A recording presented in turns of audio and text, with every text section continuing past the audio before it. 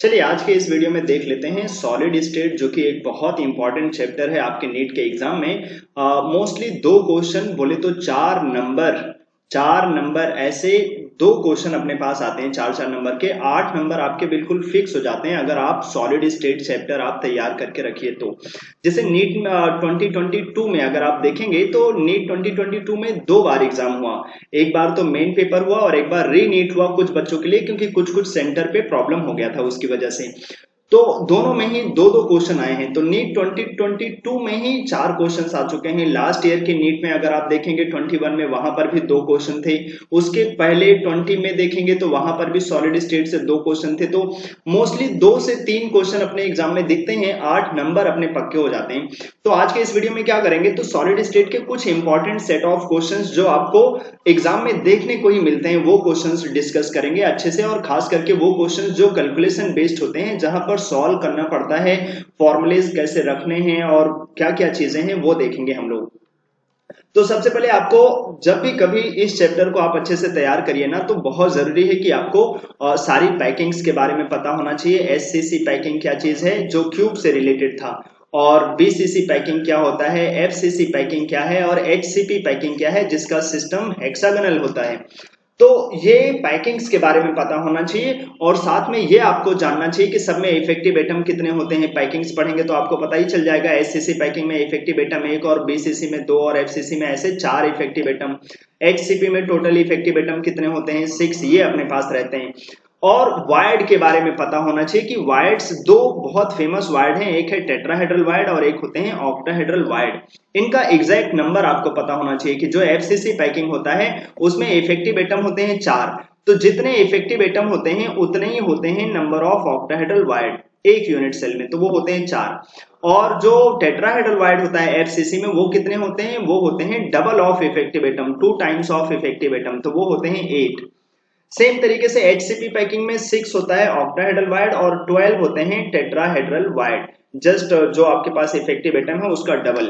तो जैसे अपने पास ये क्वेश्चन है, ये नीट का तो क्वेश्चन नहीं, लेकिन इसी तरीके के क्वेश्चंस आपको एग्जाम में देखने को मिलते हैं। बोल रहा है फर्स्ट क्वेश्चन में एक सॉलिड विथ फॉर्मल, यहाँ पे थोड़ा सा गलती हो गया स्पेलिंग में, एक सॉलिड है जिसका फॉर्मूला है ABC3।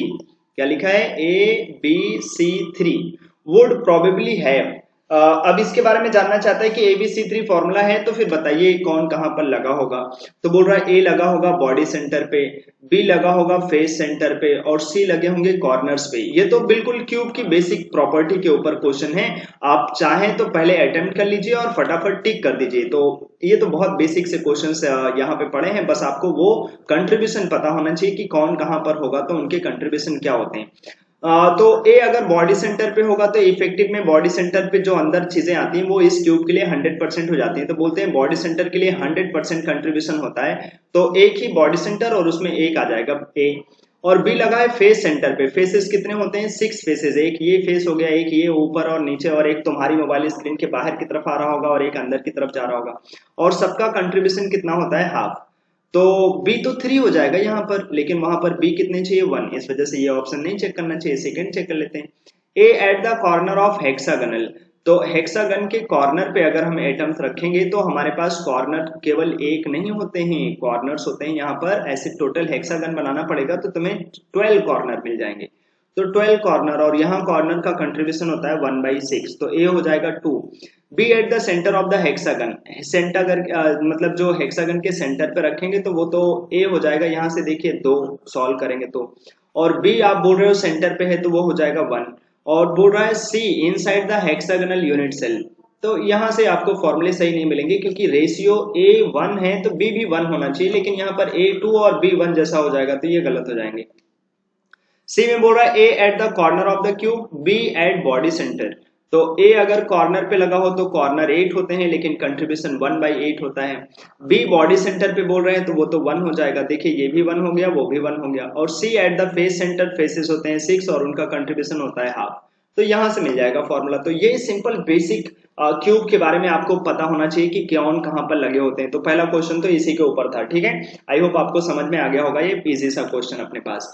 सेकेंड है वो वायर्ड वाले क्वेश्चंस आपको अच्छे से आने चाहिए, ये फॉर्मूले बेस्ड क्वेश्चंस मिलते रहते हैं।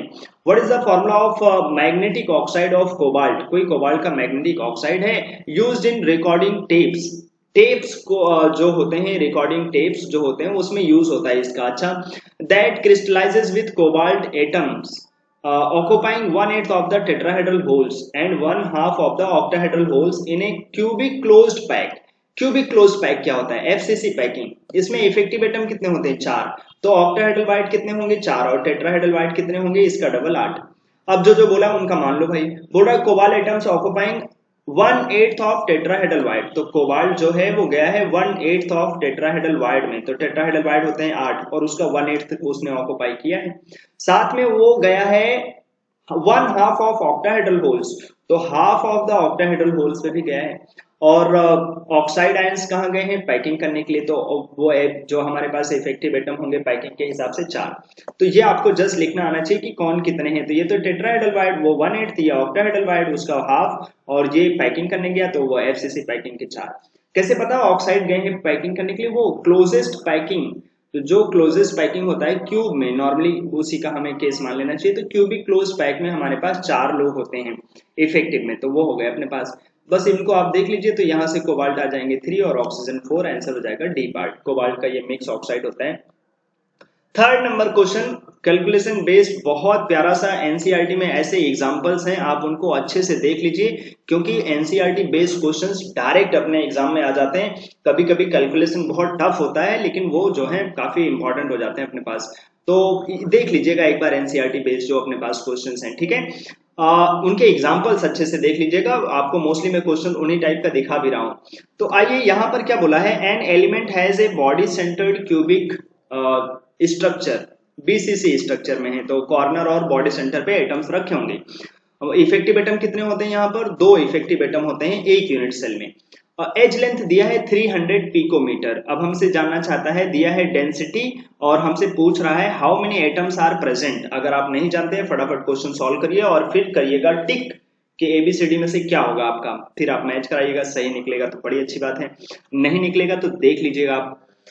तो क्या बोला है, the density of the element is 6 gram per centimetre cube, how many atoms are present in 100 gram of the element. तो चलिए करते हैं।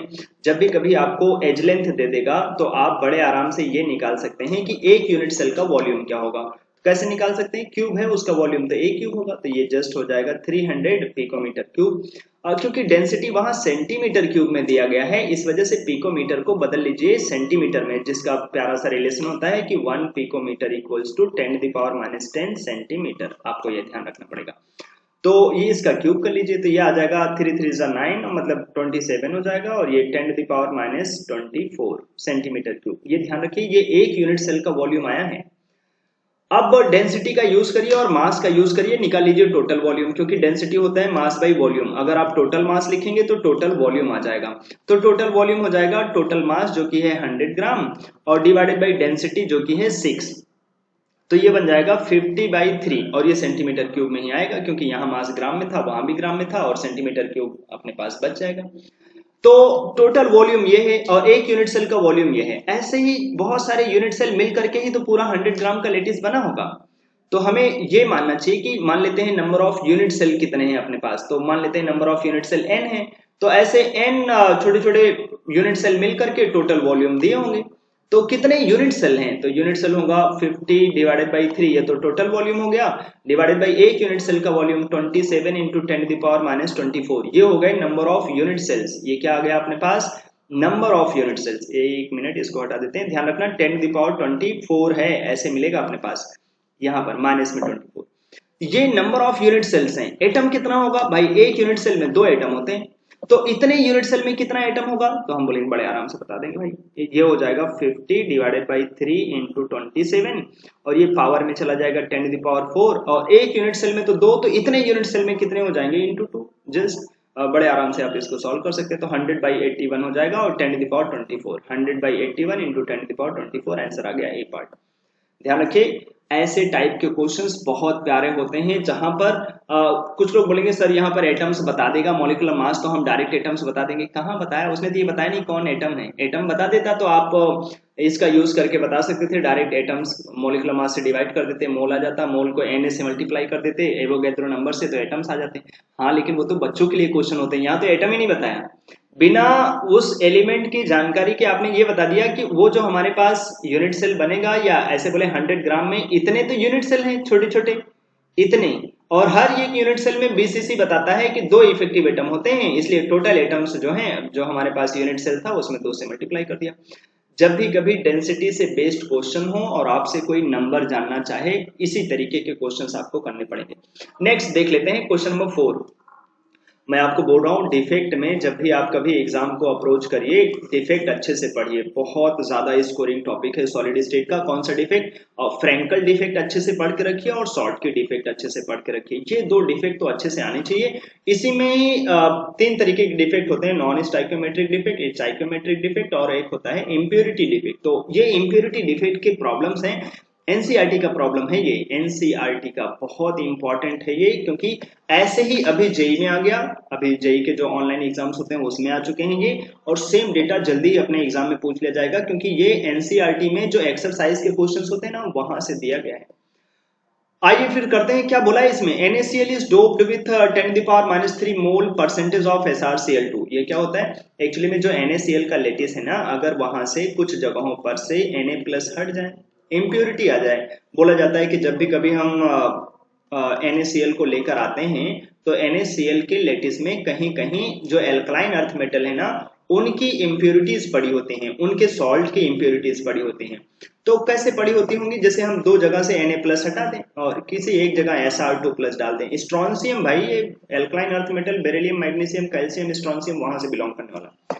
सोचिए 2 जगह से अगर सोडियम जाएगा तो एक जगह स्ट्रॉन्सियम आएगा, लेकिन एक जगह तो खाली छूट जाएगा। क्या वो कोई वहां आ सकता है? आ तो कोई नहीं सकता, क्योंकि टोटल चार्जेस तो बैलेंस हैं। इसी वजह से जितने स्ट्रॉन्सियम आते हैं उतने वाइड क्रिएट हो जाते हैं। तो हमें ये पता कर लेना है कि कितने स्ट्रॉन्सियम हैं, जितने स्ट्रॉन्सियम होंगे उतने वाइड्स क्रिएट हो जाएंगे, क्योंकि वो हमसे यही जानना चाहता है what is the concentration of the cationic vacancies, कि कितनी ऐसी कैटायनिक वैकेंसीज क्रिएट हो गई होंगी। ध्यान रखना, ये वो वैकेंसी नहीं है जो जॉब वाली है कि आपको लगता है जॉब फिल कर लेंगे यहाँ से, नहीं नहीं, ये यहाँ पर कोई आके बैठने वाला है नहीं, ये खाली ही रहेगा। क्यों खाली रहेगा? क्योंकि टोटल चार्जेस तो 0 हैं, टोटल चार्जेस तो बैलेंस हैं, इसलिए ये खाली वैलेंसीज रहेंगी अपने पास। अच्छा तो शुरू करते हैं फिर, कैसे किया जाएगा। तो बस आप ये देखिए कि हम मान लेते हैं ये जो दिया गया है वो परसेंटेज में दिया गया है। परसेंटेज का मतलब आप तो समझते हैं 100 से है, कि अगर हम 100 मोल लेकर जाएंगे किसका, NaCl का, तो उसमें कितने मोल SrCl2 की इंप्योरिटी होगी, 10⁻³ मोल होंगे SrCl2। तो अगर हम देखिए वहां पर क्वेश्चन में साफ साफ बोला है पर मोल बताना है आपको, तो 1 मोल अगर हम NaCl लेकर जाते तो कितना होता, तो पर मोल ये हो जाएगा 10⁻⁵, 100 से जस्ट डिवाइड कर दीजिए, इतने मोल SrCl2 हो जाएंगे। अब जितने मोल SrCl2 उतनी कैटायनिक वैकेंसीज, तो 10⁻⁵ कैटायनिक वैकेंसीज क्रिएट हो जाएंगे। लेकिन ये तो मोल है, आपको मोल में नहीं चाहता है, वो चाहता है हमसे नंबर बताइए एग्जैक्ट, तो मोल को रिप्लेस कर दीजिए, मोल तो जस्ट एक नंबर है, मोल की जगह पे क्या डाल दें, 6.022 इंटू 10⁻23, क्योंकि 1 मोल तो इतने नंबर के बराबर होता है। तो रियल में कितनी वैकेंसीज, इतने मोल वैकेंसीज क्रिएट हो गई होंगी, लेकिन मोल में वहां दिया नहीं है। आप चाहते तो बोल सकते थे इतना मोल पर मोल NaCl, लेकिन अभी मोल में वहां नहीं है, वहां जस्ट एग्जैक्ट नंबर जानना चाहेगा, तो हम कैसे बोलेंगे, मोल की जगह पर 6.022 इंटू 10⁻23 लगा दीजिए, तो ये अपने आप बन जाएगा 10⁻⁻ प्लस में 18 करके आ जाएगा, 6.022 इंटू 10⁻18 आंसर बन जाएगा ए पार्ट। ये होगा एग्जैक्ट नंबर ऑफ, क्योंकि जितने स्ट्रॉन्सियम आएंगे, ध्यान रखिए जितने स्ट्रॉन्सियम आएंगे उतने कैटायनिक वैकेंसीज। तो अगर स्ट्रॉन्सियम आए हैं अपने पास इतने मोल, मतलब इतने नंबर में आए हैं, तो इतनी ही कैटायनिक वैकेंसीज क्रिएट हो गई होंगी पर मोल ऑफ NaCl। ठीक है, क्यों समझ में आ गया होगा ये क्वेश्चन? बड़े आराम से अच्छे से देख करके रखिए, नहीं समझा फिर से देख लीजिए, बहुत इंपॉर्टेंट है अपने पास। एक छोटी सी जानकारी आप लोगों को बोल देते हैं कि वो बच्चे जो बहुत सीरियसली नीट 23 के लिए पढ़ रहे हैं और ऐसे दिल्ली कॉलेजेस में जाना चाहते हैं, अच्छे अच्छे कॉलेजेस में जाना चाहते हैं और सपना लेकर रखना चाहते हैं, तो आप जो ये टेस्ट सीरीज आपका चल रहा है, रनिंग टेस्ट सीरीज, और जो लोकस में पढ़ रहे हैं ध्यान रखिए टेस्ट सीरीज को मिस नहीं करिए। यही वो टाइम होता है जब आप क्विट करना शुरू कर देते हैं, तो क्विट नहीं करिए, लगे रहिए अपनी जी जान से। और वो बच्चे जिन्होंने ज्वाइन नहीं किया है तो अभी ज्वाइन करिए फटाफट। अभी तो रिपीटर्स के लिए टेस्ट सीरीज स्टार्ट हुआ है, जिसमें फ्रेशर भी ज्वाइन करके वो टेस्ट सीरीज दे सकते हैं और अपना स्कोर बूस्ट कर सकते हैं। आपको नहीं पता है टेस्ट सीरीज के बारे में जानकारी, तो इस नंबर पे कॉल करके बोल सकते हैं। और जो बच्चे नीट 24 के लिए प्रिपरेशन ले रहे हैं उनके लिए टेस्ट सीरीज अभी जल्दी ही स्टार्ट हो रहा है।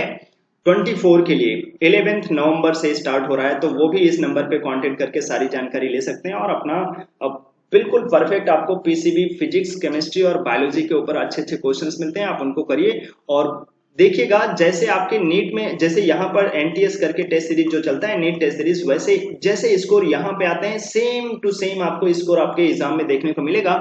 और मैं तो बोलता हूँ जितना आप यहाँ लाते हैं उससे अच्छा स्कोर आप एग्जाम में करेंगे। बस आपको हार्डवर्क हर एक टेस्ट को बिल्कुल सीरियसली देते रहना है बस। ठीक है, अगला क्वेश्चन देख लेते हैं, क्वेश्चन नंबर 5। एल्यूमिनियम क्रिस्टलाइजेस इन ए क्यूबिक क्लोज्ड पैक।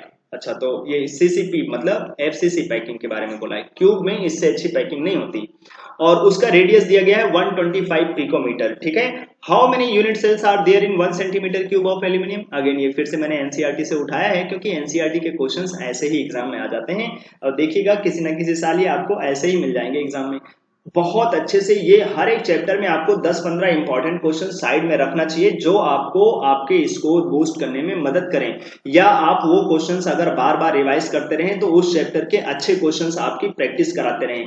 देखिए सॉलिड स्टेट में जो नंबर वाले क्वेश्चंस होते हैं, जस्ट कोऑर्डिनेशन नंबर, ये सब तो वो बच्चे कर लेते हैं, लेकिन जैसे ही क्वेश्चन कैलकुलेशन का आता है ना फिर उनको दिक्कत हो जाती है। तो आप कुछ सेट ऑफ क्वेश्चंस निकाल के रखिए, जैसे मैं अभी आपको 14 क्वेश्चंस देने वाला हूं, तो वो सारे क्वेश्चंस आपको अच्छे से ध्यान अपने नोट्स में बना लेना है।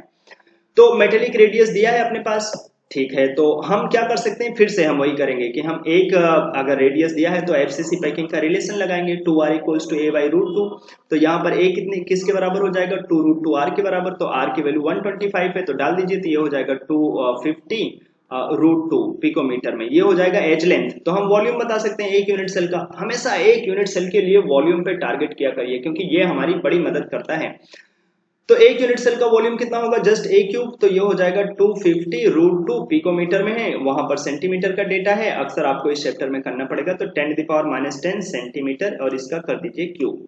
ये हो गया एक यूनिट सेल का वॉल्यूम। क्या हो गया, एक यूनिट सेल का वॉल्यूम। और ये तो इतना सेंटीमीटर क्यूब में एक यूनिट सेल आएगा।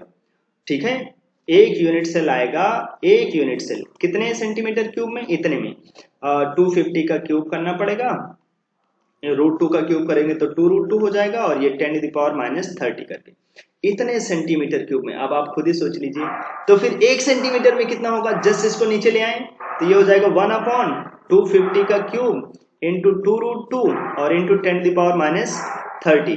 इतना बिल्कुल भी टफ नहीं है इसको सॉल्व करना, बस आप फटाफट ऊपर नीचे √2 से मल्टीप्लाई कर दीजिए तो ये बन जाएंगे अपने पास, ऊपर √2 चले जाएंगे और नीचे ये √2 बन जाएगा अपने पास 2 इंटू 2, ये 4 हो जाएगा। और ये 250 है, अगर आप चाहें तो 4 से ऊपर नीचे मल्टीप्लाई करते रहिए तो 250 बन जाता है 1000।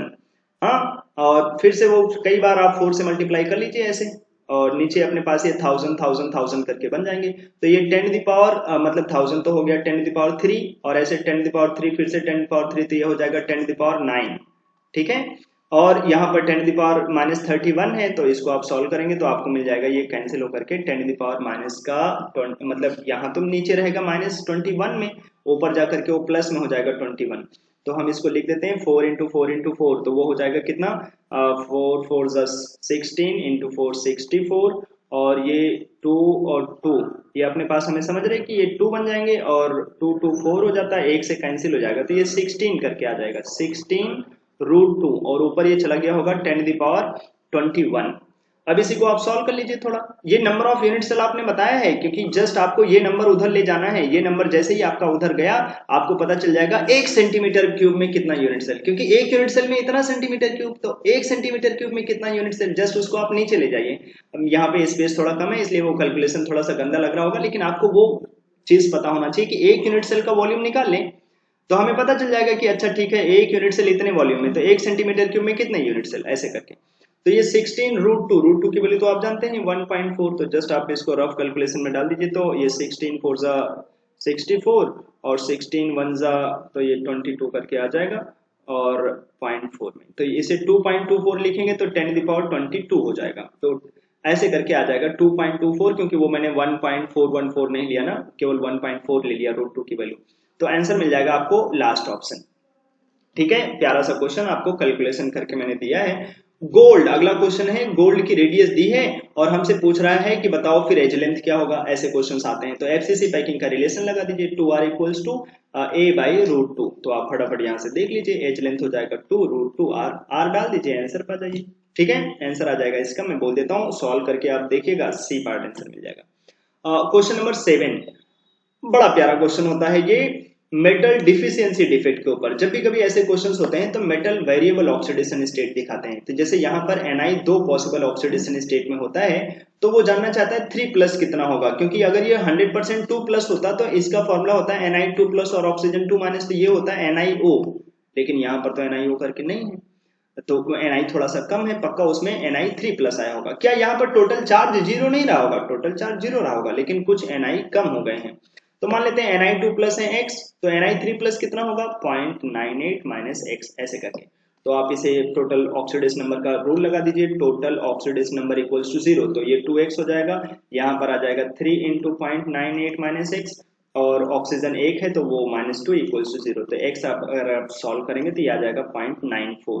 ये तो आया x, आपसे जानना चाहता है 3 प्लस का फ्रैक्शन बता दीजिए। तो आपका 3 प्लस कितना हो जाएगा? ये हो जाएगा 0.04, तो ये हो जाएगा 3 प्लस का फ्रैक्शन। फ्रैक्शन कैसे निकालते हैं? देखिए वो कितना है 0.04, टोटल कितना है 0.98, तो बस इसी को सॉल्व कर लीजिए, 2/49, आंसर आ जाएगा ए पार्ट। 7 का आंसर ए पार्ट। 8 नंबर में इनकरेक्ट स्टेटमेंट जानना चाहता है, फटाफट देख लीजिए। पैकिंग एफिशिएंसी बीसीसी में 68%, सीसीपी लेटिस में पैकिंग फ्रैक्शन, ये पैकिंग फ्रैक्शन को पाई के टर्म्स में जरूर याद कर लीजिएगा, मैं आपको बता रहा। एससीसी पैकिंग में पैकिंग फ्रैक्शन होता है π/6, जिसको आपने याद किया होगा 52%, परसेंटेज अलग चीज है और फ्रैक्शन तो जस्ट डिवाइडेड बाई 100 करके। और बीसीसी पैकिंग में कितना होता है ये पैकिंग फ्रैक्शन? ये होते हैं √3 π/8। और एफसीसी पैकिंग में जो पैकिंग फ्रैक्शन होता है वो होता है π/3 √2, π/3 √2, ना कि 2 √3। तो ये डेटा यहाँ पर गलत है, यही आंसर हो जाएगा। और यहाँ पर तो पाई के टर्म्स में याद रखना जरूरी इसलिए है क्योंकि उसको परसेंटेज में याद रखना तो आसान होता है, पाई में दे देगा तो आपको रफ कैलकुलेशन करना पड़ेगा बार बार। और ये हाइट तो जरूर याद रखिए एचसीपी यूनिट सेल का, और वॉल्यूम भी एचसीपी का अगर आपको याद रहे तो बड़ी अच्छी बात है, √24 √2 r³ ऐसे करके आता है। 24 √2 r क्या है? एटम की रेडियस जो हेक्सागोनल क्लोजेस्ट पैकिंग में जाएगा। 9 नंबर, ये आगे यहाँ से जो भी क्वेश्चन आपको मिलेंगे 6 वो नीट के आए हुए क्वेश्चन है। जैसे ये नीट 2022 का ऑफलाइन एग्जाम जो हुए थे पहले मेन पेपर, वहां का क्वेश्चन है। In a particular point defect and ionic solid is electrically neutral. हाँ, हमेशा कैसा भी पॉइंट डिफेक्ट हो अब न्यूट्रल तो होना ही पड़ेगा। Even if few of its cations are missing from unit cell. हाँ, अभी जो इसके पहले आपने देखा ये वाला क्वेश्चन, यहाँ पर कुछ कैटायन तो मिसिंग भी हो गए होंगे, लेकिन फिर भी उसको टोटल तो न्यूट्रल रहना ही पड़ेगा, तो ट्रू है।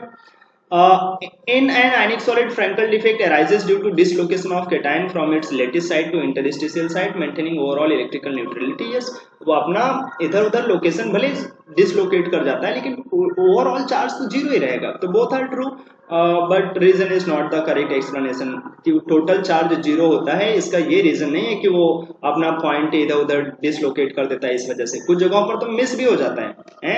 तो both are correct but reason is not the correct explanation of assertion, ऐसे करके बी पार्ट हो जाएगा। ये भी नीट 2022 मेन पेपर का क्वेश्चन है, डेंसिटी के ऊपर क्वेश्चन है अपने पास। बोल रहा है एफसीसी पैकिंग करता है और डेंसिटी दिया गया है, तो कैलकुलेट एटॉमिक मास। तो डेंसिटी लिखते कैसे हैं वो एक्सप्रेशन आपको पता हो कि 4 इफेक्टिव एटम होते हैं, एक एटम का मास लिखते हैं m/Na, तो 4 एटम का मास 4 × m/Na और डिवाइडेड बाय वॉल्यूम a³, ऐसे करके। तो हमें एज लेंथ दिया है, हमें मॉलिक्यूलर मास पूछ रहा है, डेंसिटी दिया है, Na हम जानते हैं, रख दें, सॉल्व कर लें तो आ जाएगा। और अगर ये बिल्कुल एनसीईआरटी का एग्जांपल जो इंडेक्स वाले क्वेश्चन होते हैं ना एनसीईआरटी के, वो हैं ये बिल्कुल एग्जांपलर क्वेश्चन नीट में आया हुआ इस बार। अगर आपको पता हो या फिर मॉलिक्यूलर मास आपको कॉपर का थोड़ा आइडिया भी हो, फटाक से टिक कर दीजिए 63.1, नहीं तो आप यहाँ पे रखिए सारे डेटा को और सॉल्व करिए, आपको मिल जाएगा। मतलब इतना टफ भी नहीं है क्योंकि ये a³ करके उधर जाके मल्टीप्लाई करना होगा, Na को भी जाके मल्टीप्लाई करना होगा और डेंसिटी तो वहां दिया ही है, डिवाइड करना होगा केवल 4 से, तो मॉलिक्यूलर मास आपको आ जाएगा। और कोई यूनिट चेंज नहीं करना है क्योंकि देखिए density centimetre cube, edge length भी सेंटीमीटर में दे दिया है, मदद देखिए कितनी किया उसने, तो वो फटाफट सॉल्व कर लीजिए। 11 नंबर में फिर से देखिए, मैं बोल रहा हूँ ना डिफेक्ट के क्वेश्चंस आपको अच्छे से आने चाहिए। फ्रैंकल डिफेक्ट, तो यहाँ पर डेंसिटी का क्या होता है, पहले तो ये कैसा डिफेक्ट होता है फ्रैंकल और शॉर्ट की, आयनिक सॉलिड का डिफेक्ट होता है, आयनिक सॉलिड का। ये री नीट का पेपर का क्वेश्चन है, री नीट अभी नीट 2022 में हुआ है, वहां से बड़ा प्यारा क्वेश्चन। तो फ्रैंकल डिफेक्ट में क्या डेंसिटी डिक्रीज करता है, नहीं कांस्टेंट रहता है, तो पहले का हो जाएगा 4 से मैचिंग, अब दूसरे का तो पक्का 3 से मैच हो जाएगा। वैकेंसी डिफेक्ट में तो डेंसिटी डिक्रीज करना ही है, नाम ही वैकेंसी डिफेक्ट है। कैसे होता है वैकेंसी डिफेक्ट, वैकेंसी डिफेक्ट होते हैं वहां पर जहां पर कोई लेटिस पॉइंट गायब हो जाए, जैसे ये गायब हो गया, और लेकिन वो आयनिक सॉलिड नहीं होना चाहिए, ठीक है। इंटरस्टिशियल डिफेक्ट में कोई बाहर से आ जाता है तो डेंसिटी बढ़ जाती है, और ये नॉन आयनिक सॉलिड के होते हैं। चार इंपॉर्टेंट, ये चार डिफेक्ट हैं किसके, स्टाइकियोमेट्रिक डिफेक्ट हैं ये, जहां फॉर्मूले नहीं बदलते आने जाने से किसी के, और फॉर्मूला मेंटेन रहता है, और उन्हीं में जानना चाहता है डेंसिटी कहाँ इंक्रीज डिक्रीज करेगा। तो सी में तो ए हो जाएगा अपने पास, सी का पहला, तो अपने आप आंसर लास्ट पार्ट मिल जाएगा। और 12 नंबर में जस्ट अभी कराया ना आपको, ये नीट री नीट के क्वेश्चंस हैं, अभी जो 2022 में हुए, 4 क्वेश्चन आए इस बार सॉलिड स्टेट के, पहले भी आपको बोला मैंने। 13 नंबर में देख लीजिए, ये तो आप समझ रहे हैं ना कैसे करेंगे, फिर से वो दो लोग हैं, आप जाइए वहां पर, एक को ले लीजिए x, तो उसका चार्ज हो जाएगा 2x, और दूसरे तो 0.96 माइनस एक्स करके होगा, और उस पर चार्ज 3 है, और ऑक्सीजन एक ही है, तो -2 = 0, तो x निकालिए, और जैसे ही आपका x आ जाएगा, आप ये निकालिए कि किसका आप चाहते हैं, क्या पूछ रहा है, what fraction of Fe exist as Fe3+, मतलब फिर से आपको वही करना पड़ेगा, 0.96 minus X divided by 0.96, easy आपको वैल्यू मिल जाएंगे यहाँ से। 13 नंबर में right option for the number of tetrahedral and octahedral voids in hexagonal primitive unit cell, देखिए जस्ट आपका नंबर, ये 21 नीट में पूछा गया क्वेश्चन है, नीट में सोचिए, आपको पता होना चाहिए। इफेक्टिव एटम 6 होते हैं, टेट्राहेड्रल वाइड कितना होगा 12, और ऑक्टाहेड्रल वाइड कितना होगा 6, जस्ट आप ये देख लीजिए और फटाफट आंसर आ जाता है। ये भी नीट 21 में पूछा गया, शायद one of the best question था, या ऐसे बोले टफेस्ट क्वेश्चन था, क्योंकि ये नंबर तब लोगों को याद नहीं हुआ करते थे। क्रिस्टल सिस्टम कितना होते हैं, अच्छा बोलिए, 7 क्रिस्टल सिस्टम होते हैं, cubic, orthorhombic, monoclinic, triclinic, tetragonal, hexagonal और रोम्बोहेड्रल। और हर एक क्रिस्टल सिस्टम में कितने वेरिएशंस होते हैं उसको बोलते हैं ब्रेवियस लेटिस, ठीक है। तो क्यूबिक में होते हैं 3, कौन कौन से, प्रिमिटिव, फेस सेंटर्ड और बॉडी सेंटर्ड। ऑर्थोरोम्बिक में सब होते हैं, primitive, face centred, body centred, और साथ में एंड सेंटर्ड भी होते हैं। और लोगों में प्रिमिटिव तो होते हैं, लेकिन और जो वैकेंसीज हैं वो ज्यादा नहीं। टोटल ब्रीवियस लिटिस कितना होता है 14, ठीक है। तो अब और लोगों के लिए मैंने वो प्यारा सा शॉर्टकट बनाया है, क्या चीज भाई, सीएमओ ऑफ त्रिपुरा होता है ना, पीएमओ प्राइम मिनिस्टर ऑफिस, ऐसे सीएम चीफ मिनिस्टर ऑफिस, और हम लोग त्रिपुरा स्टेट से हैं तो त्रिपुरा स्टेट के, तो याद रख लीजिए सीएमओ ऑफ त्रिपुरा करके। तो हम लोग मतलब सभी लोग जो ये वीडियो देख रहे हैं, जरूरी नहीं कि वो सब त्रिपुरा के हों, लेकिन मेरा जो ऑफलाइन सेंटर है वो त्रिपुरा में है, इसलिए मैंने इसको ऐसे बनाया है, सीएमओ ऑफ त्रिपुरा। कोई तेलंगाना का हो तो सीएमओ ऑफ तेलंगाना बोल सकता है, तमिलनाडु का है तो सीएमओ ऑफ तमिलनाडु, जो मन करे आप बोल लीजिए। तो यहाँ पे शॉर्टकट क्या है, पहले तो ये ध्यान रख लीजिए, यही वो क्रिस्टल सिस्टम है जहां पे एक से ज्यादा टाइप्स ऑफ वेरिएशंस मिलते हैं। तो क्यूबिक में होते हैं 3 वेरिएशंस, और ऑर्थोरोम्बिक में तो सारे होते हैं, कैसे याद रखना है, ओ फॉर ऑल, सब होता है यहाँ पर।